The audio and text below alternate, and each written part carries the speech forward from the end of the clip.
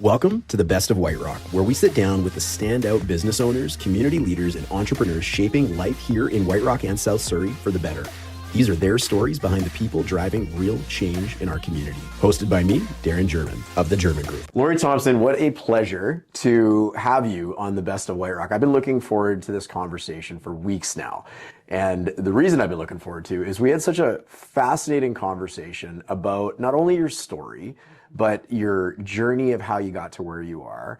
And then we're going to unpack some stuff that the people watching this are going to want to devour because it's going to be very, very interesting. So I don't want to spoil the big reveal yet, but first of all, I'd love you for yourself to introduce everybody listening, everybody watching, who you are, and all the great things you're doing. Sure. Thank you for having me, Darren. I'm excited to be here.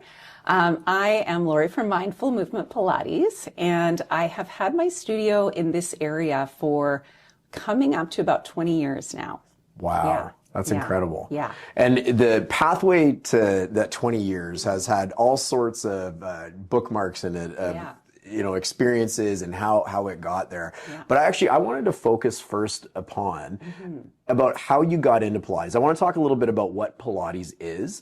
I want to talk about some of the stereotypes around Pilates. I want to make sure we share your incredible journey and where you are today and where it started out from, because there's just so much to unpack there. So you had a really interesting introduction to Pilates. Yeah. And it didn't even start on this continent. No. Right. So unpack that for me. Yeah, I'll share a little bit of my origin story in Pilates. So I was working in the fitness industry. So straight out of high school, I kind of jumped into the fitness industry and was working in like teaching aerobics, the old school kind of step classes and aerobics classes. And I decided to do a year of travel in Australia. So when I was 19, I left and I went to Australia for the plan to stay for a year. And I worked in the fitness industry down there. And I ended up staying for 10. And during that time, I had a lot of people inquiring about Pilates. And this is early 1990s, so it was kind of a buzzword. People were just starting to talk about it down there, but there wasn't really, there wasn't a lot of places to even take a class. So I researched where I could find out some information about it. And at that time, there was one place in all of Sydney. Now there's thousands and thousands of places. Wow. So I went and did a class, and immediately I felt amazing. And I mean, I'm in my early 20s, but I had lots of injuries in my early 20s just from all of the pounding that comes with teaching, 5 or 6 aerobics classes every day. And after one Pilates class, I was standing taller, I was breathing better, my back felt amazing, and I was immediately sold. I wanted to know as much as I could about it. So I went on to find a teacher training, and at that time there was only one person offering a teacher training. So I did this teacher training, and it was quite, at that time, it was pretty kind of Mickey Mouse in terms of it was only mat Pilates. I didn't even know there was apparatus at that time. There was only mat Pilates. So I did this training, and then I went on to implement Pilates into all of the gyms I was working at. So teaching some of the instructors about what it was, educating people, starting to run some classes. And then I went on to rent a little space where I ran mat classes. And I did that for a number of years, very successful. We had lots of interest. And then in 2000, around 2000, 2001, it was time for me to move back here. My family's here. We didn't lose another good Canadian girl to Australia. No, almost. It was kind of at that 10-year mark. I was like, okay, what am I doing? Am I going to stay here? Am I going to go home? And anyway, my parents were here, and I decided it was time to come home. And then when I moved home, so this was 2001, and I went on to find out that there's apparatus training. So apparatus being like the reformer, those are the kind of things that people probably have heard of more so. But there's a whole system of apparatus. The reformer is just one piece. So I went on to do a comprehensive training in the apparatus. And after that, I started working at various Pilates studios. So I was driving all over the place, West Van, North Van, Langley, White Rock, and teaching, so just freelance teaching. And then around 2003, I think it was, I bought my first condo. And I had a tiny little sunroom, and so I bought 2 pieces of equipment, and I ran semi-private classes out of my condo, and I did that for a long time. That must have been fascinating because you're bringing people into your space. They're, I guess they're walking through the hallways and buzzing you on the buzzer. Yeah. Neighbors are wondering what's going on. Absolutely, yeah. I definitely probably was not allowed to do that, but it was one of those things where it's ask for forgiveness rather than permission. And I think because it didn't create any trouble, I think people knew and it never became an issue. And when I look back on my career, it was my favorite time of my career. And part of that is because I was working with two people.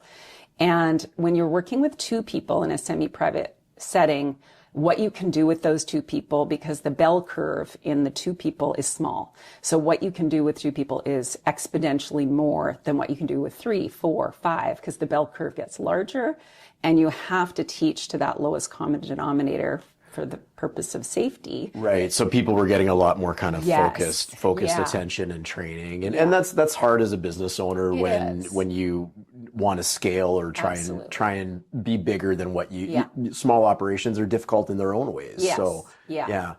I mean, it's great in that I loved working from home too, because if people cancel, it's like, oh, well, no big deal. I'm going to do some laundry or I'm going to have a cup of tea or whatever. But when you scale, there's so much more admin. And that, like I said, that bell curve becomes greater. What you can provide, you have to divide yourself between 5 people as opposed to between 2 people. So what you can provide is different as well. And yet at the same time, when you go from living in your condo and you just have your mortgage to leasing a space, you have to find that balance. Right. Yeah. So that transition from going to having people come in one-on-one in your own space and then getting into a bigger commercial space. As a business owner, super stressful. You're trying to predict the future, but you're delivering this really great product and this really great experience for the people that were showing up to enjoy it. Yes. So my understanding is you eventually went on to a location in Ocean Park? Yes. Yeah. So my next, actually before that, I moved from home I shared a space with a photographer.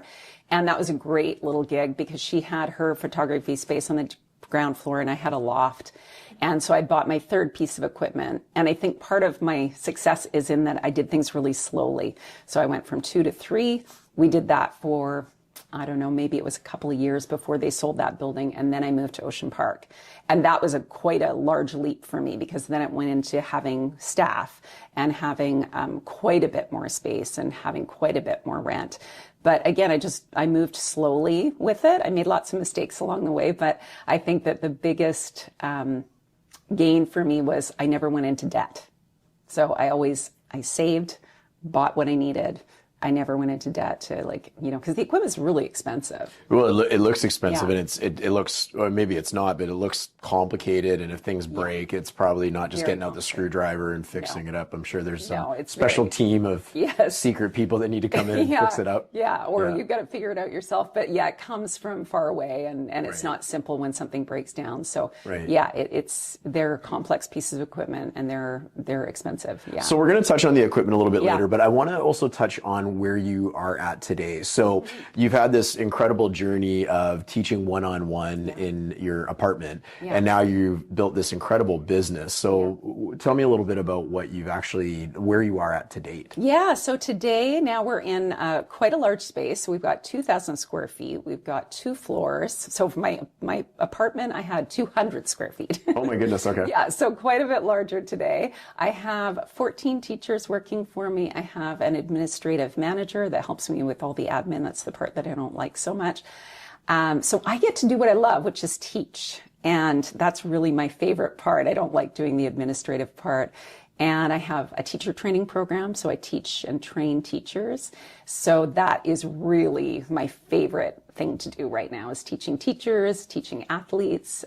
So we're still growing, and I'm not sure, right now I'm sort of at a crossroads of what direction, but we are still expanding. Well, we need to talk a little bit about your team, because when you were talking about your team initially, just the energy and the life that came out of you was incredible. And you can just feel the love and the support for the people that are working with you. And that's going to translate over to the people that come and visit and come and get your services. So, let's maybe give a little shout out to the team. Absolutely. I have an incredible team. They're all women. They are just incredible teachers. They're incredible people.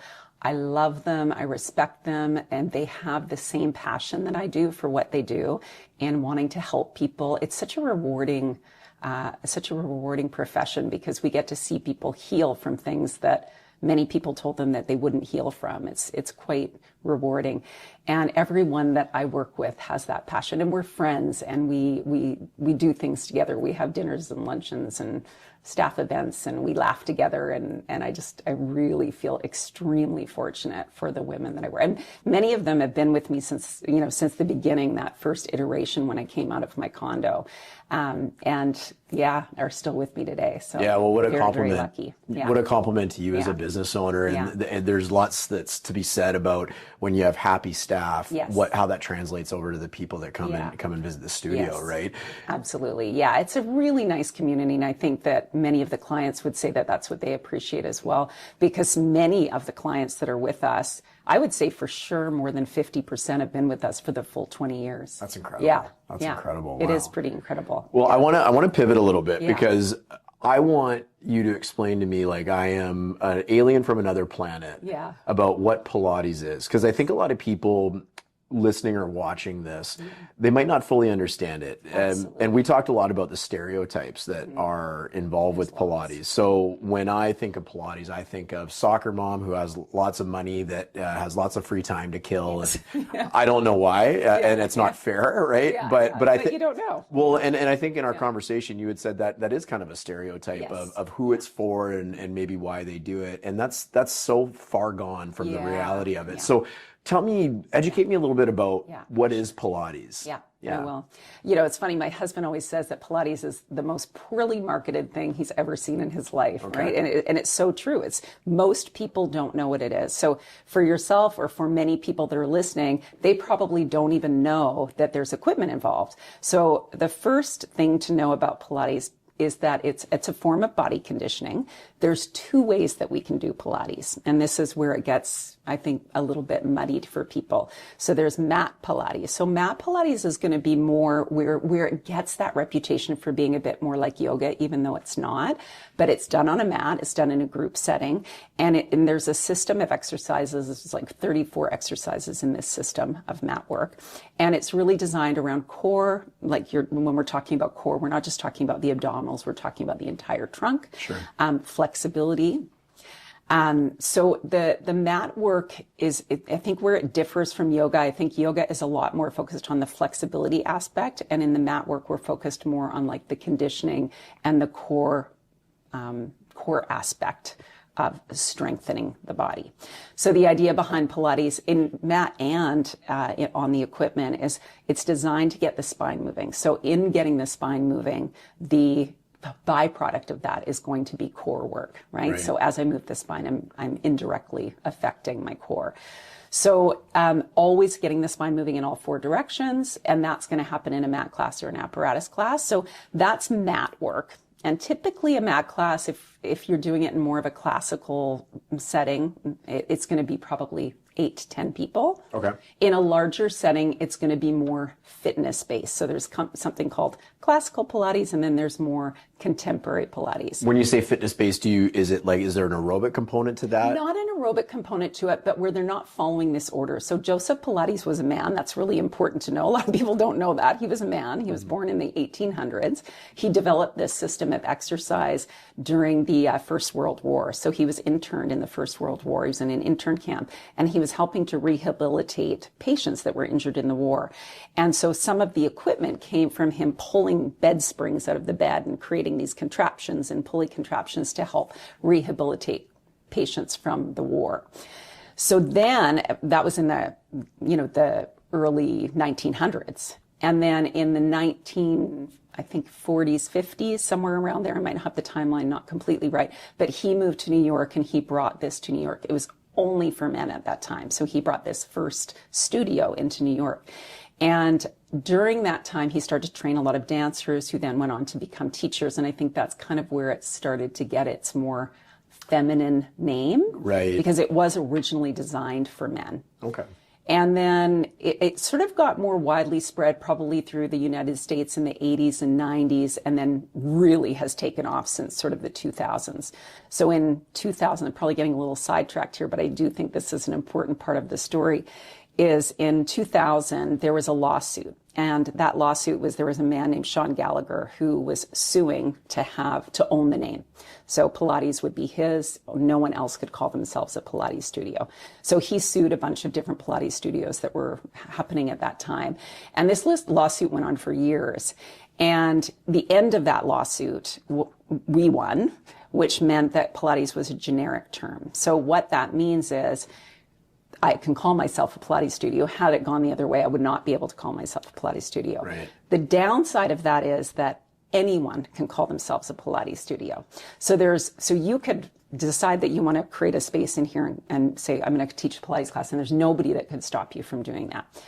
So the reason I'm bringing that up is, there's these two ways that we can do Pilates. The way that Joseph intended it, he created this system, there was an order, and then there's the contemporary, which is all of the people that took different principles or different ideas and kind of created their own thing. Sure. So they're using little bits of this system, but they're not doing it in the way that's intended. So and I think there's room for all of these things. And there's obviously lots of controversy about this in the industry right now because people want to preserve his work. And I totally understand that. And we're now 100 years later, 100 plus years later, and there's a lot more that we know about biomechanics and science and the body. So I think there's an appropriate level of change that needs to happen within that work, within that framework of what he created.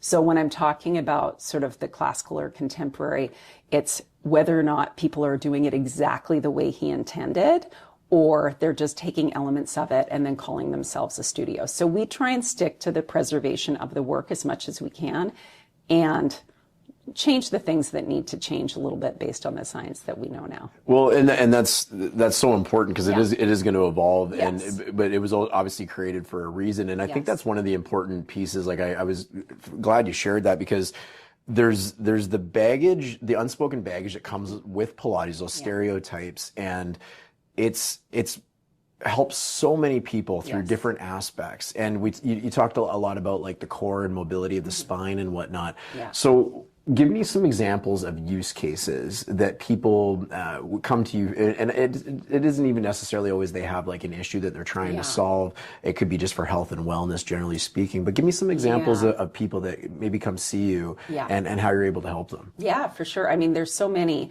but they're one of the ones that kind of sticks out in my mind. And he's a local pediatrician, and he had been told that his only option was surgery. He was suffering from, and we have he wrote a really lovely testimonial on our website. So if you ever want to read more about that, he did a more detailed explanation of it. But he was really bedridden with back pain, and he was told his only option was surgery. And a number of people had said to him, you should try Pilates. And he had, when we talked about it later, he said that he was kind of like, I don't know what it is. He didn't know a lot about it. And but enough people had recommended it to him that he decided to give us a call and find out a little bit more about it. And he started doing private sessions twice a week.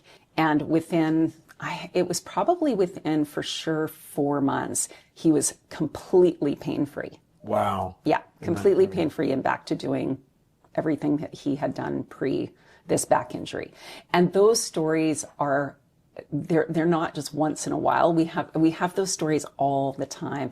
I work with a woman she's now my admin manager. She's now become a teacher. Okay. And she came to me, and when she came to me, we weren't even really doing Pilates. Like we were doing just rehab because she had been in a number of accidents. She was a young woman, had been in a number of accidents, couldn't work, was in chronic pain, and there was so little we could do. So sometimes it was just, we were working on breath work and just seeing what she came in with.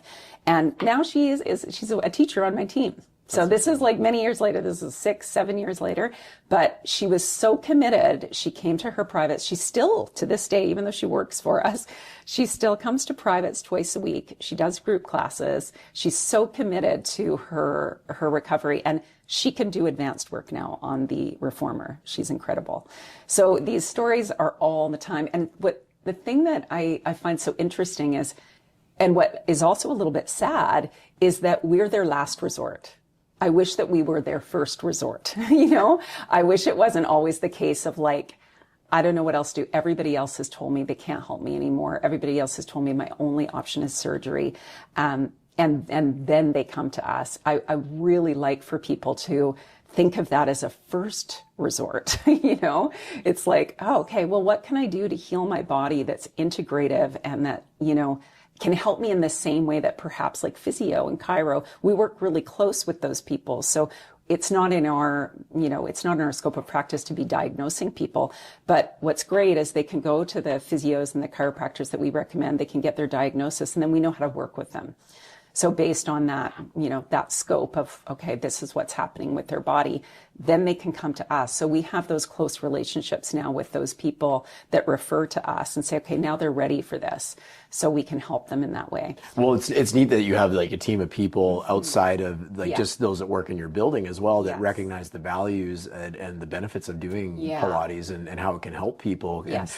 And in our culture, we're so quick to think of, well, how can a doctor get inside me and start messing up things and cutting around things and whatnot when your body has a fully perfect chance of healing itself if you treat it right and put yourself in the right position. Yeah. Now, you also, on our introductory call, I want to continue to kind of shed some of that baggage that goes around Pilates. And we talked a lot about athletes and the benefits for athletes. So it's not just for somebody trying to recover from some sort of ailment.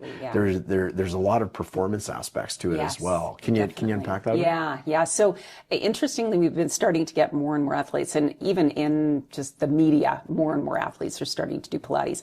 And what's interesting about it is the athletes tend to focus more on like, heavy lifting, power, speed. And those things are super important for an athlete. But when we bring them into the Pilates studio, they're quite humbled to see, because in Pilates, we're working strength differently. So we're working more in that, like the intrinsic musculature. So what that means is we're trying to work the stabilizing muscles more. So the muscles that sit closer to the bones.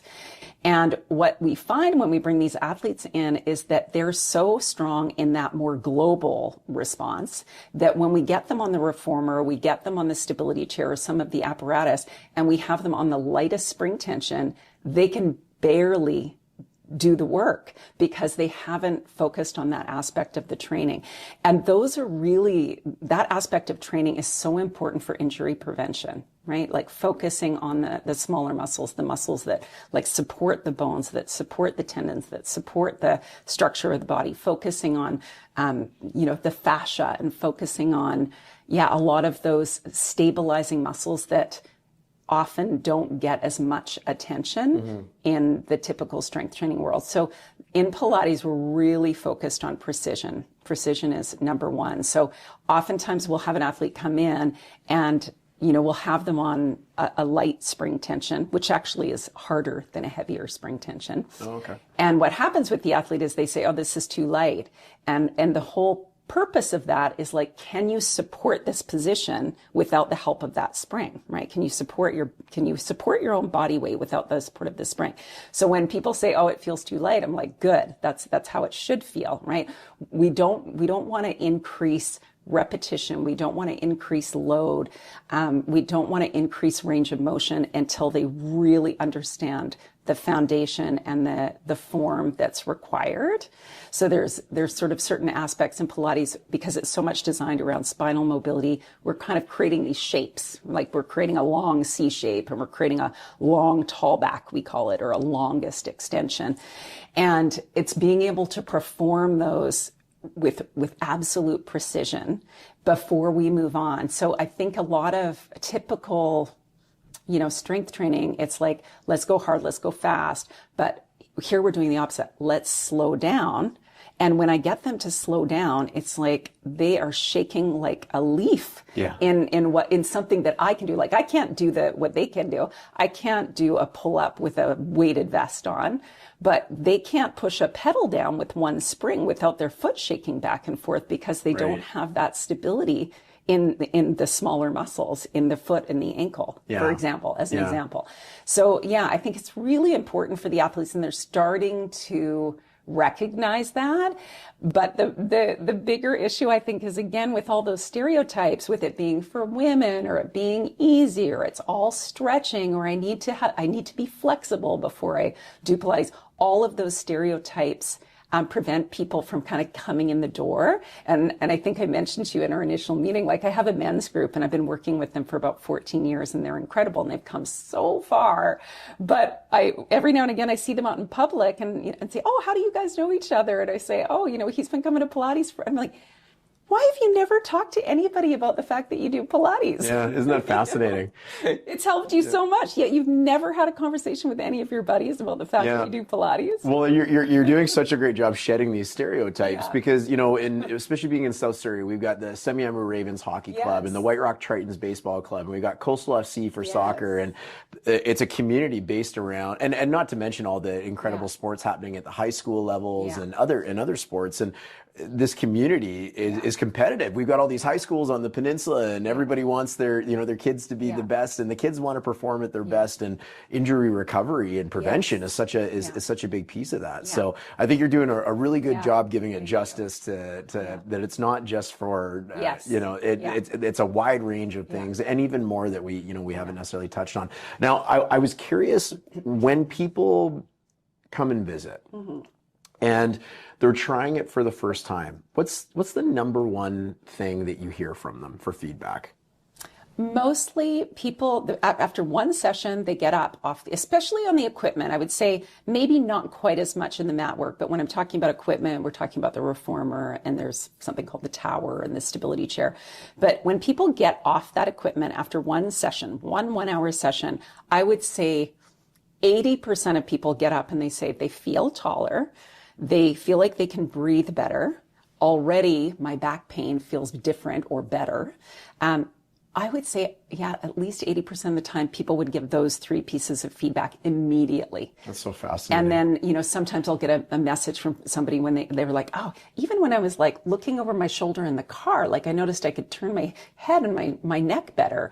So we get those immediate pieces of positive feedback from people that recognize, and I find this especially with athletes because they're more in their body to be aware of the changes, or I was skating better, or I was more balanced on my skates, or better body awareness, better breathing, those kind of things. Like it's a practice of embodiment, and so much of Pilates is like concentration is one of the principles. So you really have to be present with your movement. You have to be present with what's happening in your body.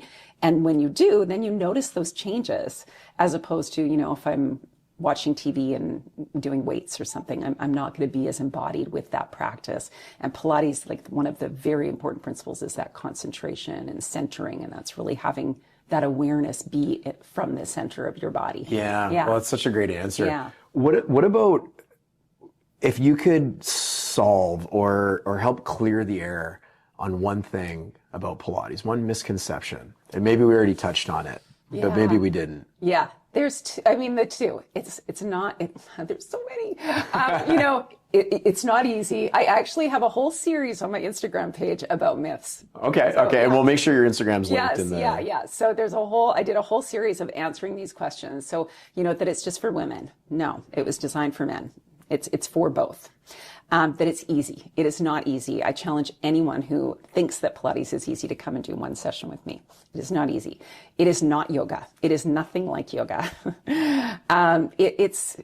Oh gosh, what else? There's just so many misconceptions about it. I'd say those are kind of the top three, that it's easy, that it's for women, or that it's just like yoga. Well, and maybe a way to kind of segue that is, how do people get started with you? Like, so where can they find you, and what would it look like to come experience a session together? Yeah, great question. So at our studio, because we would consider ourselves kind of a small boutique studio, we don't allow people to just drop into classes. Sure. So everybody has to move through an introductory funnel, which is kind of considered a level 1 practice at our studio. And the reason for that is there's a very steep learning curve to learning the apparatus. So we work on all the apparatus at our studio.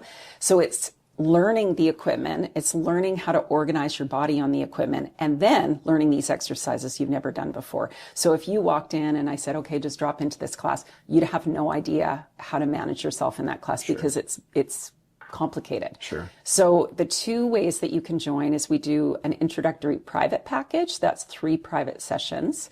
And in those 3 private sessions, we're going to take you through all the apparatus so that you have an understanding of how it works, the foundational movements. And then at the end of that, we sort of funnel you into a group. So we make sure that the people that are in our group classes are at a similar bell curve. So at the end of those 3, we'd have a good idea of where you'd land in group classes so that everyone feels like they're kind of working at the same level. Ideally, we don't want, because we are teaching sort of to that lowest common denominator, the person that is, understands it the least. We don't want that person and then someone that really gets it, because then the class, this person's bored and this person feels like they're moving too fast. Right. Yeah. So we really pride ourselves in making sure the 5 people that are in that class are as close to the same level as possible. So that's one of the entry points. And then the other, we do that in a group setting. So that's up to 4 people. So it's kind of a semi-private setting, 2 to 4 people in that. And it's 4 weeks. And it's the same content you're going to get in the private setting, but we do it in a group setting, and it's just more cost effective for people for whom the privates are unaffordable. Oh, that's great. Yeah. Well, yeah, and you got some various options for people to get involved and get interested and whatnot. So we're going to make sure that your information is in the show notes so people can follow you on Instagram, get some of that great information. Here's some of those misconceptions about Pilates that we're gonna help shed some light on. So, and it's really about you're really helping people in the community with health and wellness, feeling better in their own bodies, maybe getting over some sort of ailment that they have, and it's a really neat thing that maybe a lot of people haven't probably considered. So. I want to really thank you for being on the Best of White Rock, and I'm going to encourage anybody listening or watching to reach out and go get maybe one of those private sessions. Yeah, you'll have to come too. Yeah, I'll have to come too. Absolutely. Well, I'm thinking about you're going to be laughing at me, but I won't be able to keep the little spring up. That's another misconception. A lot of people are afraid to come in the door because they think that they need to be something before they start. Like, I need to be flexible before I start, or I need to have the right outfit before I start, or something like that. Right. Does this mean I get to go to Lululemon and buy a bunch of new gear? No, you can come dressed as you please.